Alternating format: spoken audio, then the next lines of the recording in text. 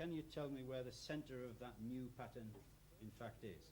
A first autumn term physics lesson for the new boys in Form 4B. Cranley Public School, with its 550 pupils and envied 10-to-1 pupil-teacher ratio, occupies 280 of Surrey's lushest acres. A shortage of sixth form applicants has meant that only 6 of the 9 places offered to the Tory-inspired scheme have been taken up. A year here costs £3,000, £1,500 more if you board.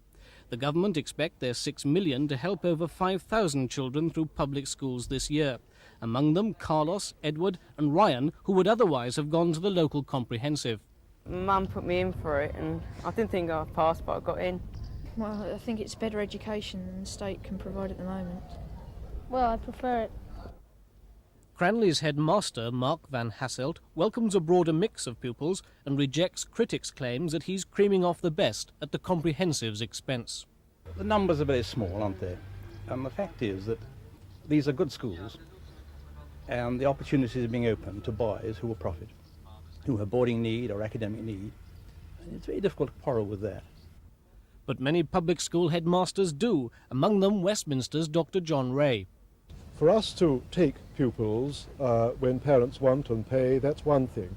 For the government to give a vote of no confidence in its own schools and say that you're not good enough, we're taking your best pupils away at public expense and sending them to private schools, first of all seems entirely wrong, because many maintain schools are very good and just as good as independent ones, and anyway is wrong in principle that the government should vote against its own schools in that way.